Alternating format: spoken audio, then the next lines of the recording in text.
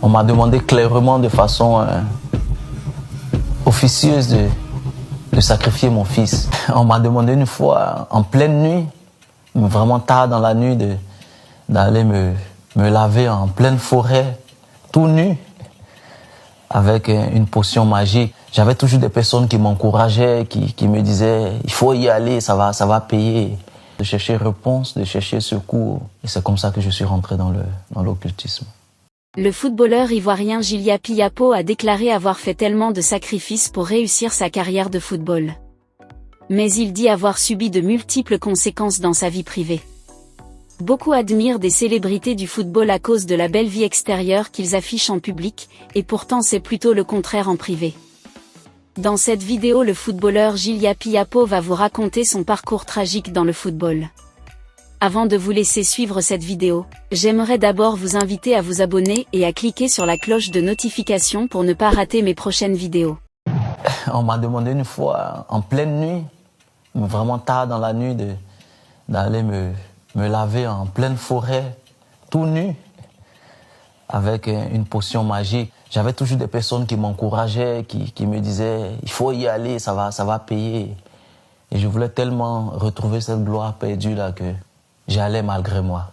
J'ai bâti ma vie sur le foot. Pour moi, le foot était le rêve, était ma passion, était tout ce que je savais faire. Je commençais à être beaucoup blessé, ce que je ne connaissais pas avant. Je ne jouais plus trop. Donc, ce qui faisait que je perdais cette gloire-là, j'étais moins mis en lumière, j'étais en retrait. Et ça, c'est très douloureux pour un footballeur qui joue au haut niveau. Et donc, je voulais retrouver ma place de titulaire, retrouver cette gloire que je perdais. Donc, c'était dans la période de 2005 à début 2008. J'ai été conseillé par des connaissances, voilà, de chercher solution, de chercher réponse, de chercher secours. Et c'est comme ça que je suis rentré dans l'occultisme. J'avais des marabouts en Côte d'Ivoire, et j'avais un marabout ici. Tout en jouant à Nantes? Tout en jouant à Nantes, tout en combinant le foot et toutes ces pratiques occultes là. Les marabouts, les prêtres occultes demandent de petites sommes, tout doucement, pour de petits sacrifices. Au début c'était 500 €, après c'était 1000 €, après c'était 5000 €. Et malheureusement je ne guérissais pas. Les problèmes que j'avais étaient beaucoup plus sérieux.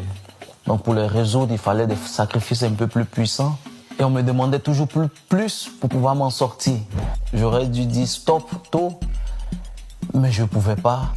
J'étais déjà les pleins pieds dans cet engrenage et je faisais toujours plus pour pouvoir me sortir de cette situation que je vivais très mal. Et je vivais très mal cette période-là. J'étais dans une dépression, je ne dormais pas bien parce que je pensais au prochain sacrifice à faire, au prochain fonds à décaisser. Et c'est suite à ça que j'ai eu des pensées de suicide parce que c'était trop fort pour moi, c'était trop difficile pour moi de cumuler tout cela. À un moment donné, ce qui a fait que j'ai arrêté, c'est que on m'a demandé clairement, de façon officieuse, de sacrifier mon fils. Et là, j'ai pas eu la force d'aller plus loin. Et c'est à ce moment-là seulement que j'ai pu dire non. Sinon, avant, voilà, j'étais comme ensorcelé, j'étais comme envoûté. Et je ne savais plus où mettre la tête. Et j'ai entendu parler de Jésus à cette période. Et vu que j'avais tout donné, j'étais vraiment fatigué, je m'étais proposé d'essayer avec Jésus et de voir s'il pourrait m'aider à avoir vraiment la paix, à avoir vraiment la joie, à m'en sortir parce que j'étais vraiment perdu. Et c'est là que j'ai mis les pieds pour la première fois à l'église. Et là, j'ai donné ma vie à Jésus, j'ai ouvert mon cœur à l'évangile. Et ce qui s'est passé, c'est que j'ai reçu comme une vie nouvelle, j'ai reçu un cœur nouveau. J'ai reçu une joie que je n'avais jamais vécue, je n'avais jamais ressentie, même dans les périodes que j'estimais les plus glorieuses de ma vie passée. Et j'ai reçu une paix que je ne pouvais décrire. Et vraiment, ma vie a changé. Tous les objets, tous les produits, toutes les potions magiques que j'avais chez moi à cette époque, je les ai une nuit balancées, jetées. Et c'est comme ça que je suis allé vers la personne qui m'a introduit auprès des marabouts. Et c'est à cette personne-là que je dis que dorénavant, je ne voulais plus être associé à cela. Je ne voulais plus que mon nom soit associé à toutes ces pratiques. Je ne voulais plus jamais avoir recours aux marabouts, au monde occulte. et que maintenant la seule voie que je voulais suivre c'était Jésus. Et donc ça a été mal pris. Il y a eu de l'intimidation parce que j'avais dans le monde occulte tissé des pactes, fait des alliances avec des esprits.